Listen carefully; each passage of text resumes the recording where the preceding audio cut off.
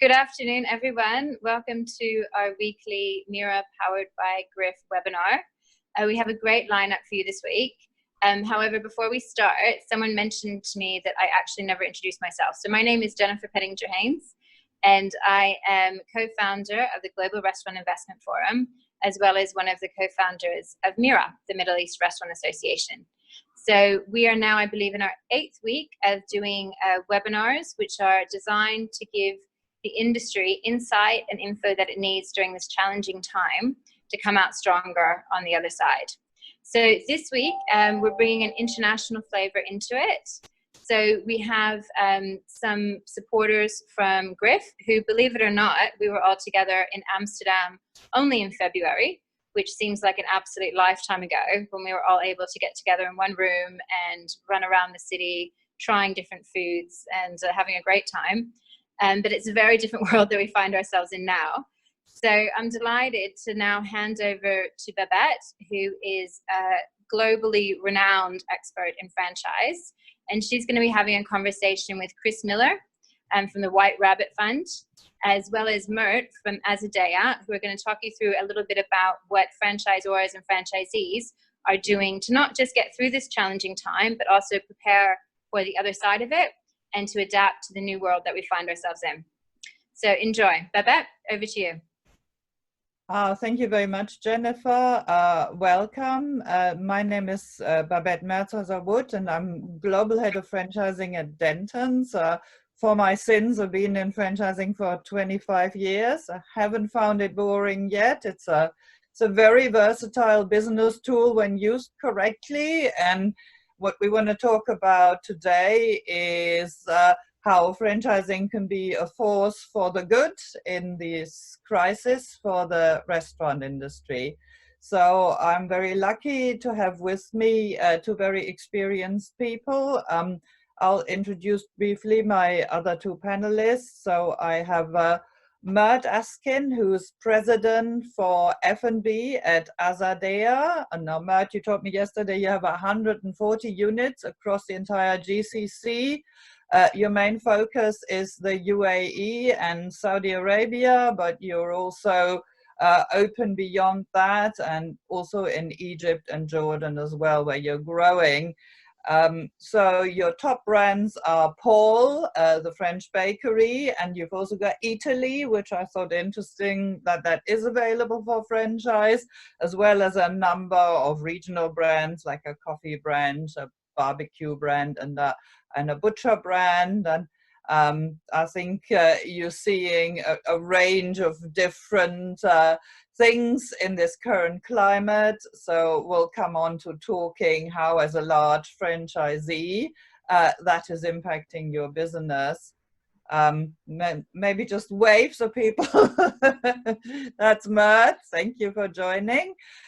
So then we have Chris Miller, who's the founder of the White Rabbit Fund. So Chris has an equally eclectic collection of brands. He's lucky not to have too many leased units. That's a blessing in these days. His brands are Island Poke, which is a Hawaiian poke bowl concept, Lina's Stores, an Italian family deli, Cricket, and then I think he said there's a Chinese brand as well, right? Yeah. So Chris is a new franchisor. I was lucky enough to help him with his first venture into franchising last year, which hopefully we'll see a lot of Island Poke units opening in traditional Northwestern Europe. It's nice to see somebody going there rather than the usual Asia Pacific and Middle East and Northern Africa routes. So it'll be interesting to hear how that relationship is going in these times. So to sort of kick off the discussion, I was just really going to start asking my panelists, what are people doing with their brands? You both operate branded businesses, your own or under license. And there are a lot of messages around reopening, getting ready to reopen, you know, go safe, show safe, hygiene standards, you know, menu changes. Are you seeing, Mert, are you seeing help from your franchisors with adapting the business? What's happening? Well, first of all, thank you, Babette, for the great introduction, and I want to thank also Jennifer and the MERA community for creating these platforms where we can all share and learn from each other. I think it's very important in these days that this kind of sharing continues. Like you briefly explained, we are a franchisee business, so all our brands are franchise brands from somewhere in the world, and some of which you have mentioned. So this franchisee-franchisor relationship is something that we breathe every day. And I believe we are one of the lucky ones. I don't have much references actually, but we collaborate quite closely with majority of our brands. So we've seen even before starting lockdowns, where lockdowns had started somewhere in the world, mainly in Europe also, that, you know, information starting flowing in. And this information flow helped us prepare on what is going to come to our part of the world.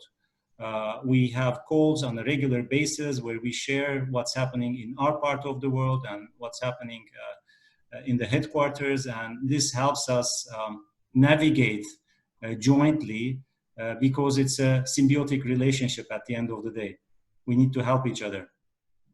That's one of the beauties of franchising, isn't it? That there should be information sharing. So whilst I would say traditionally it's the role of the franchisor to innovate, so if there is to be a menu change in response to maybe more home delivery and less eat-in, then that should come from the franchisor, but it can come from the franchisee. I mean, famously, the Egg McMuffin was invented by a franchisee, and then it's a matter of how that gets communicated and shared across the network. So Chris, I'll turn to you with the same question really. Have you been making changes to your businesses to stay afloat in this crisis, and have you been able to pass these on to your business partners? Yeah, I think, and it's a similar answer to Mert. It's really about, we've been working very rapidly on new revenue streams, new hygiene standards, sort of developing things post-COVID, and really just being in dialogue with our franchisees and all of our businesses. So if I take something like Island Poke, very rapidly we've created a kind of make-at-home kit for people, which went live on the website and has been selling very well. And alongside that is sort of developing the delivery model, developing things like plexiglass screens, which will go in front of our till points. So all of that we're developing for our business at home and in the UK, but then making sure that, in fact, I was on a call with our franchisee in France this morning, and yeah, giving them solutions to plexiglass screens and ideas like that. So yeah, it's all about just sharing that information. Yeah, I think that's just very important in the current climate, because, you know, I was talking to some people yesterday and we were saying it's not a matter of, oh, we're competitors and we're not going to tell you what we've come up with. It's much more important that the industry as a whole opens up again for business, and then if customers have a good experience in one restaurant, they might also come and dine in another restaurant. I think Absolutely. It's more about getting the customer back, full stop, isn't it? Absolutely, I completely agree with that. I think as an industry, we need to come out of this together. And, you know, restrictions is one thing. Governments will be lifting those restrictions, but the most important thing, which is probably more difficult, is how you're going to win the consumer back. How are you going to manage that behavior change or the concerns of the consumer? So, you know, that's why we're also dependent on each other's success as an industry here. So it's funny, for an industry that is so, or looks so competitive on the street level, all the kind of top operators know each other, and it's a very friendly world, and everyone is sharing ideas. And yeah, if someone has built their kind of hygiene standards, I've seen those shared across multiple operators, and it's really nice to see how everyone's coming together to get through this. And you know, you don't want the entire high street to collapse, because you want people to come out and come back to eat and drink, which I do think will happen. You know, the joy of this industry is people will always want to eat and drink. And you know, it's not like the coal industry or an industry that's dying. It's a human need. It's just how quickly and what will that new world look like. So can we talk a little bit about some of the things that people are doing in terms of what's emerging as best practice? Yeah, I've subscribed to this McKinsey newsletter, and it's amazing how much they turn out in terms of good and some maybe not so inspired tips. But there's helpful statistics there for markets that have reopened, and there's learnings that could be useful. So one that stuck out to me, which my friends from hotels are also really emphasizing, is around go safe and show safe. So, you know, put in place hygiene measures, but also how do you make your customers realize you've done this and it's safe for them to come in? So I'd like to talk a little bit about that and see, you know, what you've been doing that you might be able to share with our audience.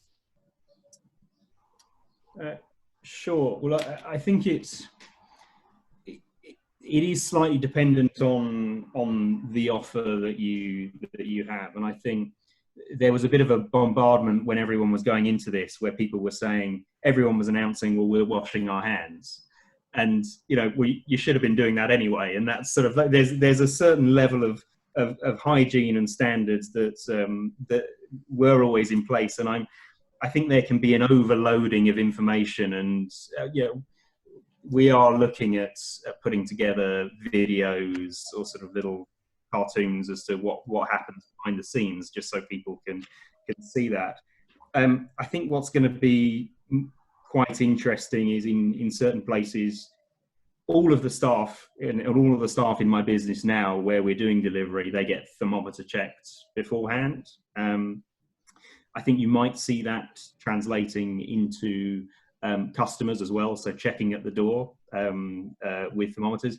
You know, we have Italian restaurants in our group that I particularly want to have staff there with gloves and masks on. That to me is not hospitality. And so, you know, I think there are certain restaurants. We have one which is only 48 seats in a really tight, compact space that we turn the tables 5-6 times a day.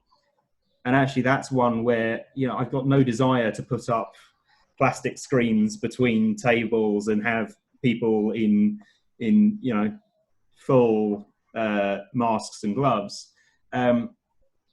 In other areas, I think that will be acceptable. So at Island Poke, and maybe in the kitchens for people to have masks, great.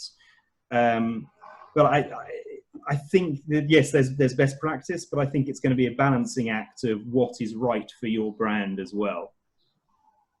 Thank you. That's really interesting. Mert, what have you been doing? I know in the UAE, officially restaurants have reopened at 30% capacity. So you've got presumably customers out there and staff serving them. How are you dealing with, are there government rules on hygiene, or do you have to make up your own? Well, this is correct. Before I come to the reopening of the market here in the UAE, maybe I want to just follow up on what Chris said. I think I completely agree. There is a balance of you know, communicating and showing what you're doing, and you know, I don't want to call it, but irritating or making it too much. You know, posting videos of, you know, hand washing every day. I think that's a little bit too much. So, you know, I believe what's important is you show what you do, particularly in the stores, with a very corporate, clean, and consistent message, and you apply that consistently. So if you're taking the temperature of a guest and then not the other one, I think that there you start having those questions on the consumer's mind, how professionally you're applying any standards that you have. So this consistency is very important, and I think it's been important even before the situation. And I believe the food service industry, we've been dealing with food safety, and this was part of our Bibles long before this situation. So we are set up to follow procedures and particularly on food safety and hygiene. Now here in the UAE, as you correctly said, a couple of weeks back, restrictions have been eased to allow 30% of the seats to be made available to the guests. So if we have 100 seats in a restaurant, we can open up 100 seats, 30 seats available for public. And there is other restrictions like you have to wear a mask when you're serving them. At the beginning, it was disposable materials only. Now they've allowed also to have porcelain and regular cutlery if you have certain setup in your kitchens. Here in the UAE, the government is very involved in setting up transparent rules and regulations, which are communicated quite clearly in detailed guidelines. So I think we are kind of lucky here that there is this transparency. And even before the COVID situation, there was a lot of digitalization happening. So we have a Food Watch app here that we've been using already before, where every shop has a person in charge and they have an account there, and they need to log in certain data from pest control to food safety. So everything was already monitored, and we're following up on that, and we're following government guidelines. Afterwards, we're following mall guidelines, which might be more restrictive than government guidelines. And certainly we're following our own guidelines, which are even more restrictive than mall guidelines. So, we're doing the maximum we can. And just to give you a reference, because I think a lot of people are looking for some good news and some data about the opening up. We've opened up 30% of the capacity, right? And if I look at the stores that have opened up 30% of that capacity, and I compare them on a like-for-like basis with last year, we're doing exactly 30% of what we were doing last year. So if we can assume that this is the theoretical maximum that we could get, and I'm looking only at dine-in, by the way, I'm eliminating all secondary, out of premises sales out of this equation. So, I think it's good to say that customers are coming in. Yeah. Can I take your job for a moment, Babette, and ask Mert? Of course, go for it. Does it make sense for you to open at 30% capacity?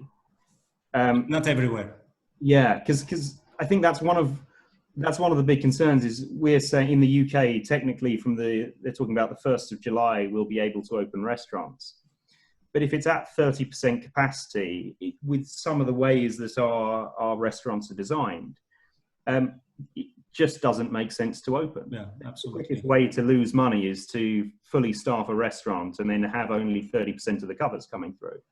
And so actually, my desire is even if we are allowed to open 1st of July, well, actually, I'm really focusing on cook-at-home kits, grocery delivery opportunities, other revenue streams. And, as that, when the capacity regulation starts to release more ability for people to get into restaurants, so hopefully that's no later than September, October, that's the time I'm looking at where I would actually open the restaurants again, or the full service restaurants that aren't grab and go.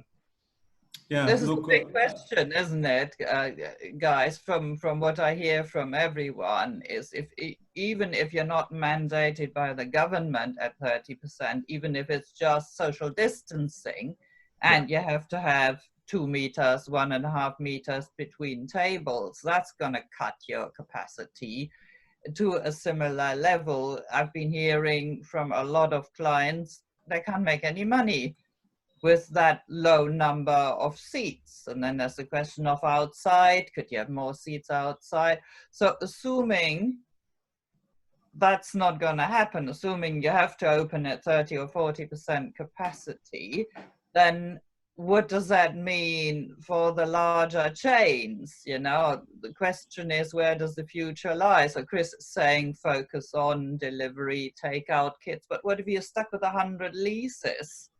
Where does that leave people? Simple answer for that is you go bankrupt. To be brutal about it, and unfortunately we're going to see this all the way across the market, and it is going to be brutal out there. That the sad truth of this is we are in probably the easiest time at the moment. And I'm talking about the UK market. And what I mean by that is we've got furlough, which is paying our employees, and we've got a decent argument with our landlords saying, I'm sorry, I've got no income. And some are being supportive and others aren't. But you know, our burn rate is not crazy. It's still expensive and we're still losing money every month while we're closed. The really difficult time, as you say, is when you open up, you have all of those staff on your payroll, and if your income is only at 30 to 50% capacity, if you have hundreds and hundreds of leases and your landlords are still demanding, the model doesn't work. And I think that's where, you know, the property market is going to have to, there's going to have to be a renegotiation on this. And the nice thing is there's certain, and it's typically the bigger landlords and the guys who understand placemaking, who are starting to they were the first people to come out and say, all right, we'll give you 3 months rent free, which is a big move. And you know, they have capital and interest repayments to be made. So, you know, I know it's not free money here. But you know, at some stage they have started to talk about things like just transitioning to turnover rents only for the next year, and can we push that a bit further? I think it's going to be the clever landlords who start going into a real partnership with their tenants, and to help get everyone out of this, because the only other option is they demand their full rent and that business goes bankrupt. And then you've got an empty space. And I can tell you there's... What are they going to put in there? Because nobody in their right mind will put a new restaurant in at 30% capacity and also go bankrupt. So definitely not at the same rental level they've asking for. So I think that you've got to have those sensible conversations, and it will probably take time for that discussion to happen. And you'll have to see a number of businesses go out of business, and sadly, and you'll have to see a lot of empty stock on the high streets. But yeah, hopefully the smart landlords will really understand and want to keep good brands in their properties and work with them to get out of this. I think some governments have put in place measures saying that a landlord cannot terminate a lease for non-payment of rent during a certain period of complete shutdown. How long that will continue, and because it only means they cannot terminate, it doesn't mean they can't still try to bully you into paying. So I've seen letters written that despite the government measures, you still owe us the rent and don't forget it. So we've got a couple of questions here actually from the audience around how open landlords are to working with people. I think it's a must, right? I mean, otherwise, like Chris is saying, nobody is going to get out of this. I think this collaboration between the major stakeholders, not only the landlord, but you know, every stakeholder, including the government, is so critical. And the government needs to have an understanding of what's happening in the major segments in the economy. And here in our part of the world, maybe we're lucky because hospitality is an important segment. So the government is listening and monitoring carefully what's happening in this segment. But if I can even not imagine any landlord who's going to be charging full rents. I mean, I guess we are lucky here that at least there is a discussion in all the landlords about a type of a turnover rent. And then you know, we need to find a middle ground, what that turnover rent is, and, you know, whether it includes service charges and other charges, and whether it not, and, you know, we need to help each other go through this together. Just to mention also on the first question of Chris, I mean, can you open everything at 30%? Impossible. I mean, there is certain sites that were on borderline profitability. There were certain sites which were on a turnaround phase already. So those with the 30% capacity are never ever gonna make money for the next year or more. But others where you are able to you know, build on as well these new revenue streams. This is an important topic, as you've mentioned, Chris. Delivery, home kits, retail, online delivery of retail. This is very important. If you can build that on your, you know, 30%, 40, 50, whatever that is, capacity, and get to some kind of a bearable pain, let's call it, because I don't think we're not here to make money in this phase. We're here just to survive. And is that easier for the smaller, more agile brands? So I've heard two opinions on who will survive. In fact, there's a great question here from Will asking us to predict what type of brands we think will survive and what type may not survive. So I've heard the view that if it's a big brand, it will survive because customers will trust it to do the right things on hygiene, on safety, and they'll have better access to capital, and so they will survive. On the other hand, I've heard the view that no, it's the small brands that will survive because they're not, you know, burdened by onerous leases for many units. They have the flexibility to move and change quickly, and maybe they can be online in 2 weeks, as Chris has amazingly told me he's managed to do for his Italian business, when a bigger brand might take 3 or 4 months to be online. What do you think? Where's your money on survival, guys?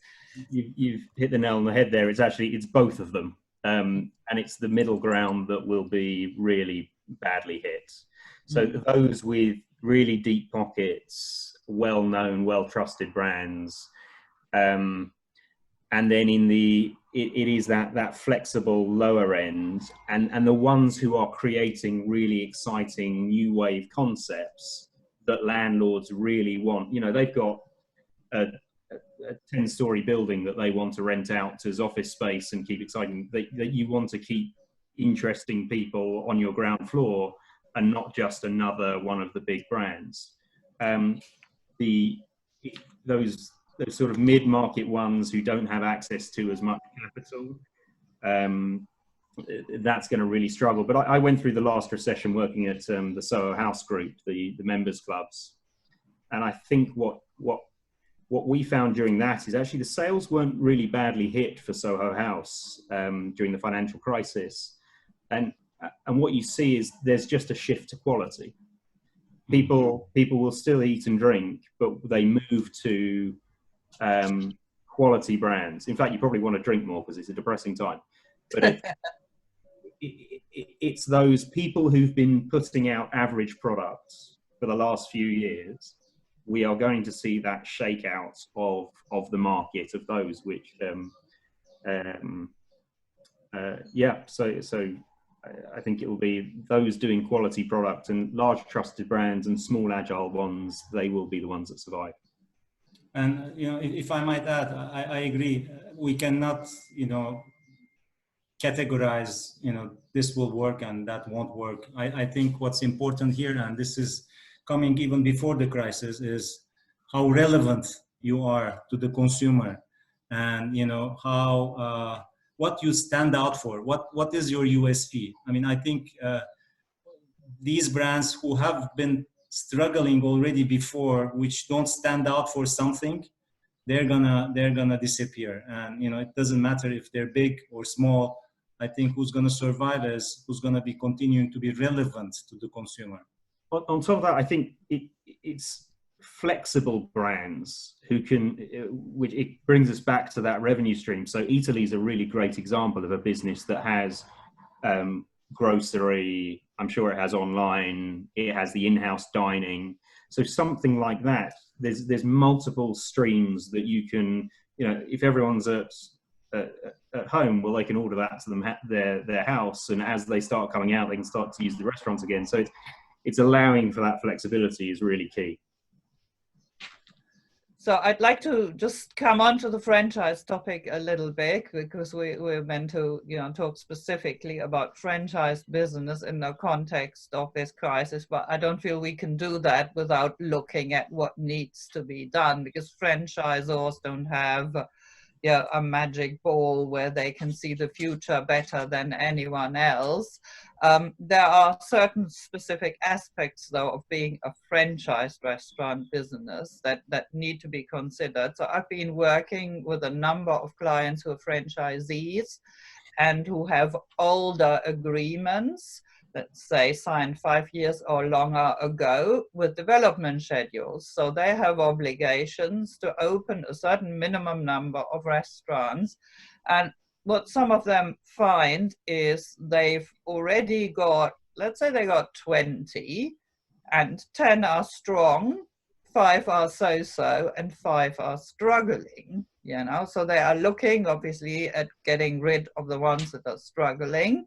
They are unsure about reopening the ones that are a little bit borderline, given the restrictions they're facing. That will put them in breach of their development schedule. And so they then need to ask themselves, what does that mean for the viability of their entire business? Yeah, if they're clever, maybe they've done an SPV that can go bankrupt. Lots of people, however, hold all their brands in the same entity, and there's reputational issues to consider as well. So it leads to a renegotiation of the franchise development schedule, typically a freezing, an extension, or complete resetting of the clock. And often it is coupled with some tangible financial help from the franchisor, such as a royalty holiday, or from some of the really big franchisors, maybe a small loan could be expected as well. So I just want to talk a little bit about the franchise aspects of restaurant business. Maybe turn to Mert first as a large franchisee. Do you have any development schedules in place that worry you? Well, before this part of my role as a head of a division of a master franchisee, I was also on the franchisor side. So, you know, I'm probably lucky also to be able to understand the whole dynamics. Where I have to say, you know, we need to help each other. So, because if my mother brand has an issue and ceases to exist, that's gonna obviously impact me as well, which we are seeing. You know, there's a magnitude of brands, be it from the UK or US, that have either gone into administration or, you know, worse, they had to shut down, and then their franchisees all around the world, they're suffering now because the mother brand went out of business. So it's important to understand that we should not be always on the receiving side of help. So that help is a mutual help, and we do understand that. And development schedules, we don't have an issue with development schedules. We do have development schedules, but this mutual collaboration and understanding, I think, be it the development schedule or the royalties or, you know, balances or, you know, certain other requirements, these are exceptional times where exceptional relationships are needed, and probably as a group we are lucky to have those kind of relationships. And frankly, I'm not aware of any franchisor threatening to terminate a franchisee that is unable to open new restaurants. I think even a level of closures that's sensible will be respected in these circumstances, because what future would the franchisor have if he terminated everyone? It's just going to destroy value and reduce their own business. So I think that would only be the case if the underlying relationship was already very, very strained. Maybe there'd been a long history of non-payment, under-reporting, hygiene issues mounting up, and now on top of that, you're going to close 75% of your restaurants. Then maybe there comes a point where the franchisor will say no. But I think typically if someone is a good franchisee who's been on track, who's, you know, honored the quality commitment, who's paid when they could, what I'm seeing is that the parties are working together to recalibrate the relationship.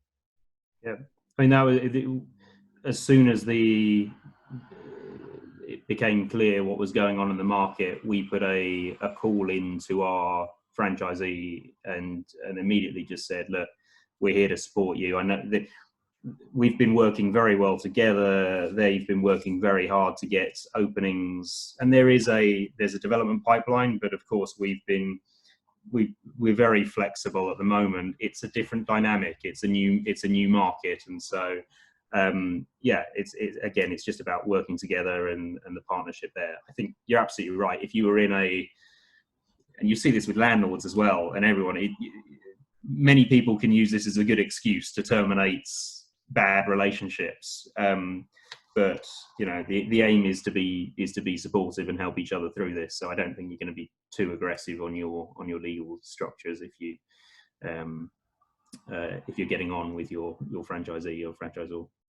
I mean, two innovative options are to buy the franchisor, you know, if the franchisor is the one that's, you know, not succeeding. So, you know, to Mert's point, what if you're the franchisee of brand X and they go bankrupt, they file for insolvency, what happens to your business? You're then what's known as an orphaned franchisee. You can just carry on trading without support. If you're large enough and know the business well enough, you might want to buy the trademarks so you have that secure.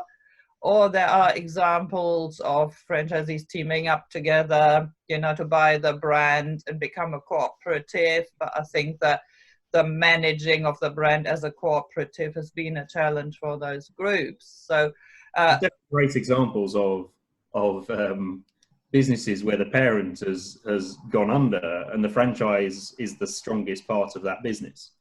So yeah, they can still continue to do relatively well outside of the parent company.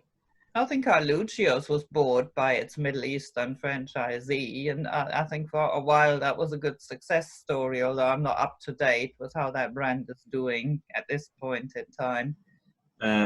Well, Carluccio's is just about to be sold out of administration to rumoured to be the guys who own, is it Bopran Group, Ed's Easy Diner, etc. So okay. Yeah. There you go. David Sinkleton's just sent the message. It is Bopran Group. Did he? Bopran. Okay, thank you, David.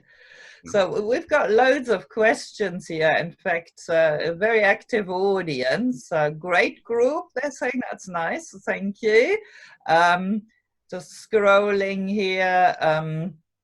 Crystal ball in the future, who will survive? Oh, Brian Johnston. Hello, Brian. He says the beer gardens are open in Bavaria.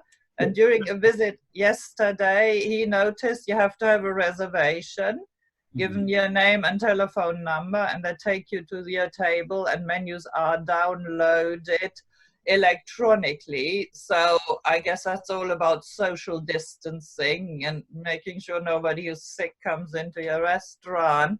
Any views on that? It's quite an interesting piece there about beer gardens, because obviously that's fine if you do have a big garden attached to a pub. Where you're going to see challenges there is something like Greek Street, Frith Street, you know, the prime central London streets without any gardens, and typically made up of very small restaurants that turn the tables rapidly.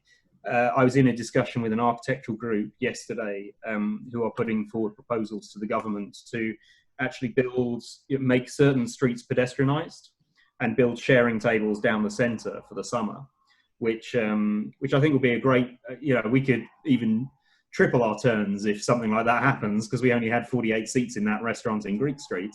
But if we have a whole load, and there's usually a 2-3 hour queue outside.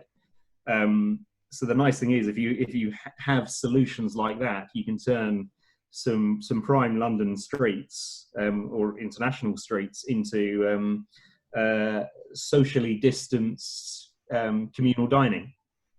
Germany's always had a big history of each restaurant has a terrace in front of it, and for sure when the sun is out, which it actually frequently is in Germany from May to October, people do like to sit outside to eat. That's obviously not such a great option in the Middle East for most of the year, and currently not for right now.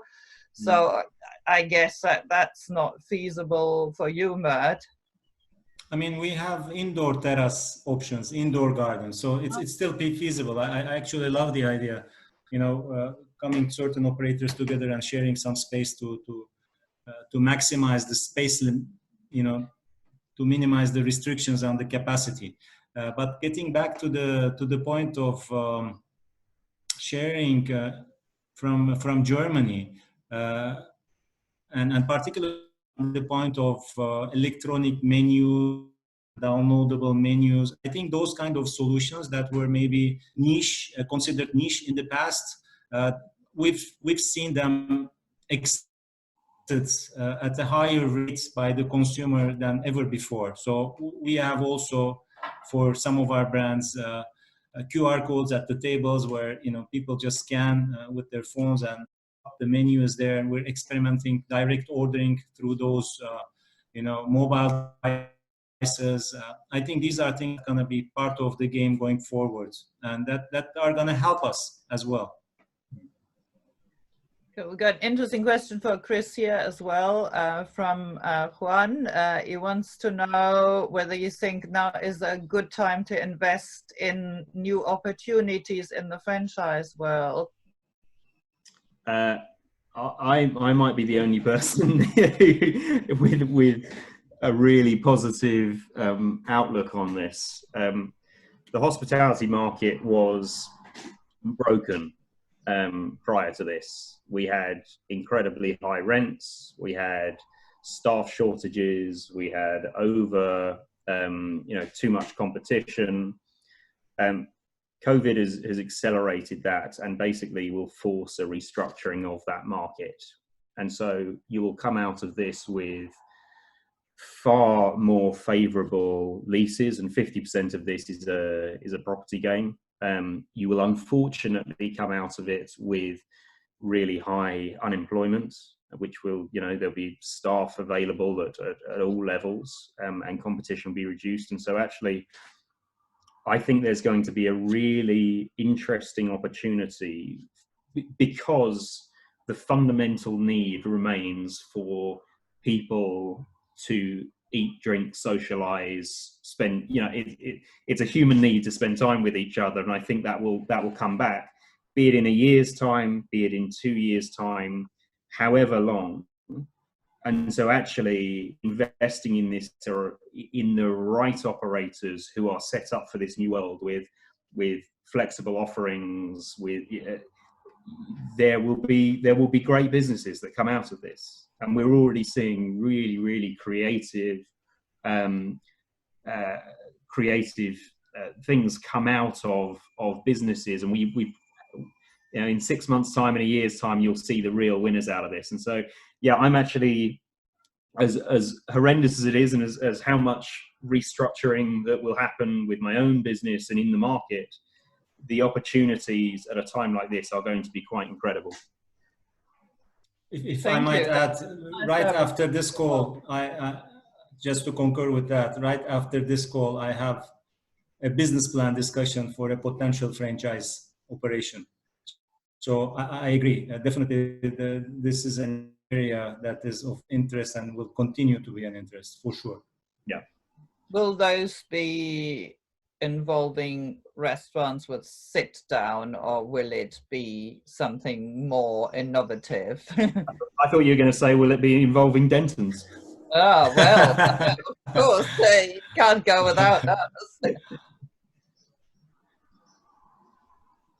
Well, I mean, if that was a real question, I think, you know, it depends. Yeah. Without sounding boring, I think it really depends. But, you know, innovation, to what extent. I mean, innovation is good, but you know, it should be also useful innovation. But I'm a strong believer in dine-in. I'm not saying that, you know, dine-in is going to dominate, continue to dominate the whole F&B scene, but I think, you know, part of our human life is socializing, and you know, that happens in outdoor spaces, indoor spaces, in restaurants. So you know, I think there should be a component of a physical space where the consumer can come and enjoy. Yeah, and of course we hope there'll be a vaccination in due course, or maybe a medication, so that life will go back to normal, but at this point we don't know. I think naturally, you're absolutely right, Mert, that you know, that being in a restaurant, having freshly cooked food by great chefs will be a fundamentally important part of the future, but the space will have to come at a premium. If you can't get as many tables in, if you're designing, you know, I'm looking at a new restaurant at the moment, we're designing booths to be slightly more hidden away from others, and not officially no glass partitions, but we're reducing the number of covers where historically you just try and stick in as many seats as possible. But what that means is your freshly cooked food will have to come, and the space will have to come at a premium. Now, I saw one restaurant on Twitter tried to add in a COVID surcharge of a few pounds for every cover, and they got torn apart for that. But unfortunately, it's true that if you can't fit in as many people, restaurants have to make money to survive, and so there will have to be, you know, that space will come at a premium. Got a few more questions here. So a question on how can we negotiate the franchise fee? What is the fee that we can negotiate with the franchisor? Now, how long's a piece of string? From my experience, I've seen some people getting 50% off. I've seen some deals that are based on by restaurant, whether the restaurant is making any money or not making any money, and calibrating it against that. Don't know if you want to comment, Mert. Well, no, I really don't have an answer to that. We've seen also similar cases where there is a freeze on royalties, and there is a decrease on royalties, and there is no changes at all. So, you know, it just depends on where you can get. I mean, once you're closed, because the franchise fee is a percentage of revenue, it goes down automatically pro rata. So then it's just how much more can you get the franchisor to invest, and what can you demonstrate to them in return. So for example, you know, be open about your, you know, maybe management account, and let them see there isn't any money there to pay them, but there is enough money to survive and come out the other end if they support you. That might be something useful to engage in. Absolutely. When it comes back to that, the fundamentals of franchising, of your partner has got to make a lot of money out of this. Otherwise, they'll only do one store ever. And so I think you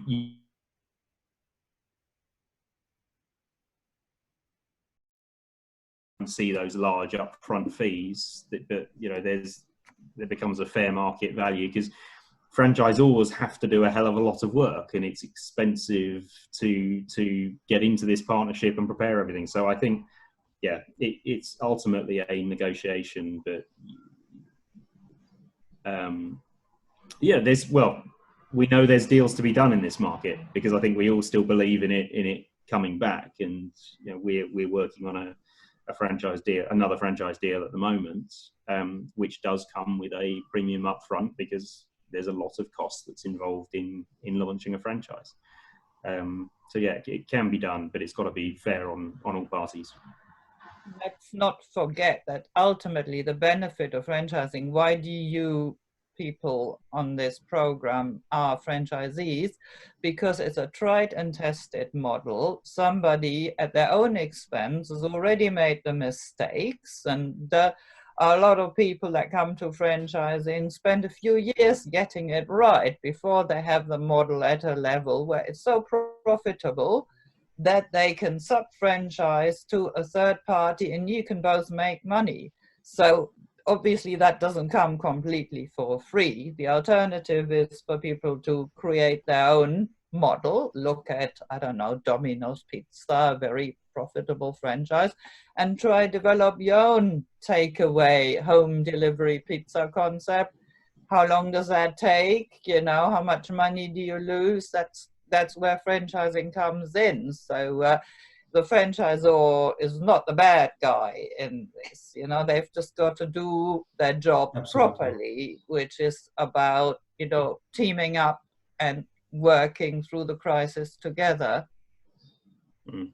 Absolutely. So just going to look at some more questions here. From Duncan Fraser Smith, franchise fit-outs will need to be considered for future development, as there will be a need for greater FOH space and BOH space, perhaps ultimately ending up with 80% of original capacity. How will franchisors support the franchisees, given they will be paying the same amount of net rent with less revenue?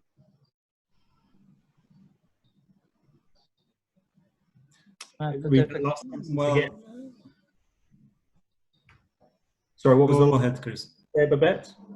So I think the question is, how will franchisors support the franchisee, given that basically franchisee revenue will go down? I guess the easy one is people look for a royalty holiday, but I don't think that really works because franchise fees in F&B are not high. And it's difficult for franchisors to provide proper support and to do their job if you cut them down any further. So I think the fees are between 4 and 6% normally. Sometimes there's a marketing fee, but for that you receive marketing support. It's not money thrown down the drain. If you don't pay them the marketing fee, they can't do any marketing. You got to do your own marketing. It will be less cost efficient for you.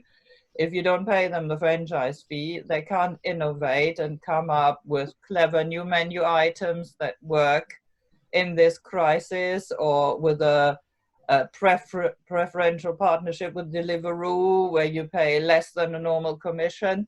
So I don't think it's fee cutting. So I think it's the franchisor's job to look at how you can best divide the space in your existing restaurant to still make the maximum money. Or what Chris was saying, do you increase your prices by how much, and how do you enhance the dining experience so it isn't the same old dining for twice the money, it's something better, and therefore I'll pay more. Yeah. It all comes down to unit economics, and absolutely the businesses that will get franchised in the future will have those either big enough margins, the fit out costs will be low enough, or the profit margin will be so high that you can afford all of this and the ups and downs of the market. So yeah, I think naturally it's that unfortunate piece. There will be a number of businesses and franchises that have been signed up historically that will just not be set up for this new market. But I think the exciting, come back to that point, there'll be many exciting opportunities with great unit economics that come out of this.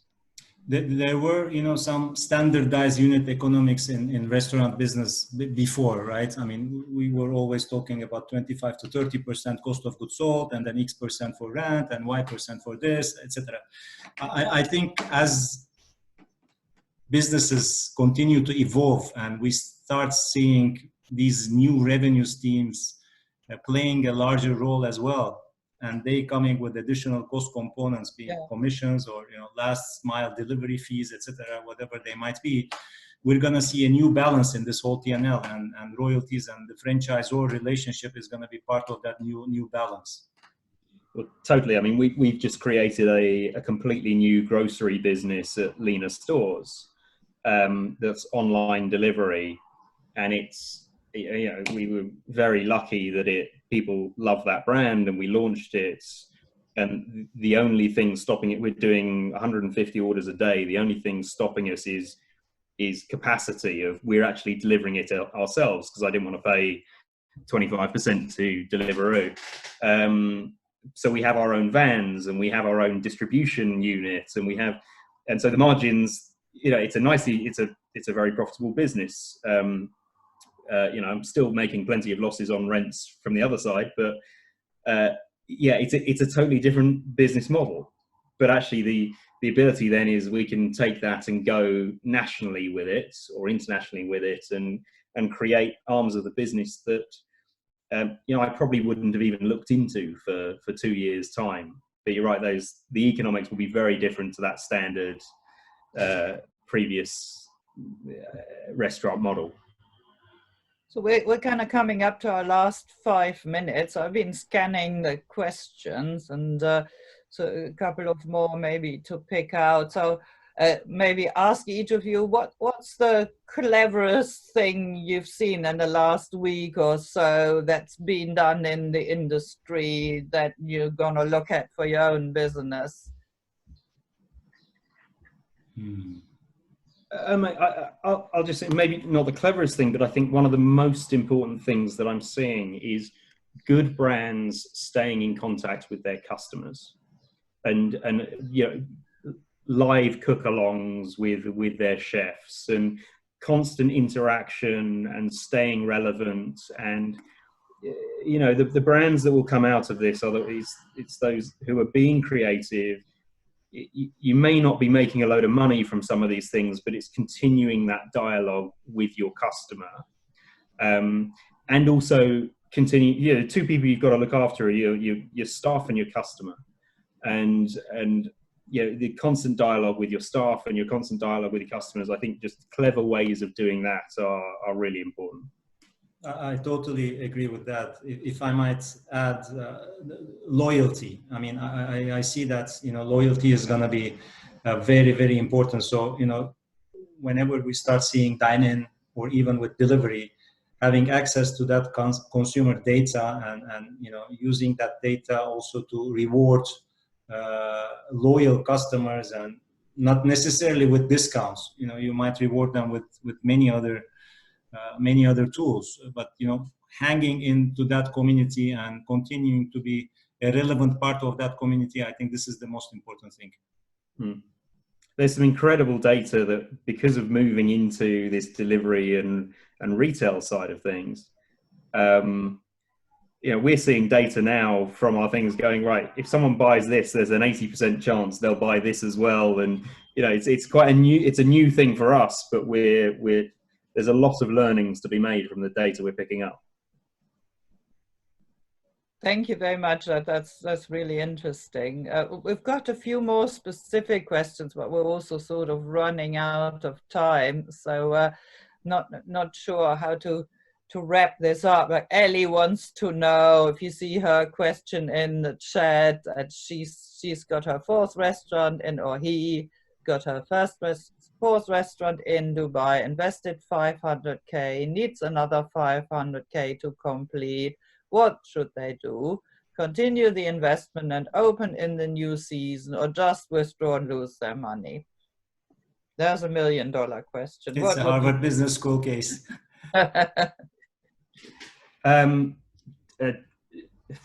Depends on the concept. Yeah. Look, it's an opportunity. Well, there you go. Economics 101. It's an opportunity cost. It's not $1 million question. It's a $500,000 question, because the $500,000's already lost. It's gone. So of your $500,000, do you think you can make that back? And I think my starting point would be to go to the landlord, and they won't want no one to go into that unit. Can you renegotiate something with the landlord? Can you go to the landlord and say, I'm about to lose everything. Will you give me a capital contribution to complete this? It's totally dependent on the concept, and is it set up to operate in this new world? Are there other revenue streams that you can do to make it so that it will break even if you do open in September, December, etc.? If you're only half built, you're actually in an incredible opportunity to maybe redesign it so that it works so much better than any other competitor in the area that you're in. So I treat it as an opportunity and a business case to go, right, if we were starting from scratch, how would we redesign it? And then can we make enough money to break even so that we then can start making money in the future? Thanks. That's really sound advice. So we've done a full hour. Thank you so much for sharing so openly and freely your experience. I think one of the highlights, as Brian Johnson put into the Q&A, really is the industry sharing so openly best practice and ideas for the future. And it's been great being part of that process. So thank you so much, Babette, Mert, and Chris. That was great. Very insightful and honest. I'm sure our audience really appreciate it. So thank you, guys. And also, you get the award for the most coordinated panel that we've had so far. Everyone else is going to have to live up to that. So well done, guys. We're going to take a break next week for Eid, but we'll be coming back on the 3rd of June with a great session with Benjamin Kayaya from Live It. If anyone's heard Benjamin speak before, he has 2 restaurants that are operational, one in Europe, one in the States, that are all using cutting-edge technology. So insights like Chris was talking about, where they can kind of predict behaviors. It's quite incredible. But he spent the last couple months talking to CEOs from around the world, getting their insights and helping them to pivot and to look at reopening their businesses. And also they've done an incredible survey on post-COVID consumer sentiment. So we'll be back at 12 o'clock on the 3rd of June. We look forward to seeing you all then. Eid Mubarak, everybody. I hope you have a safe and happy Eid period. And please, any questions, drop me a line at jennifer@themera.org. And enjoy your Eid period. Bye.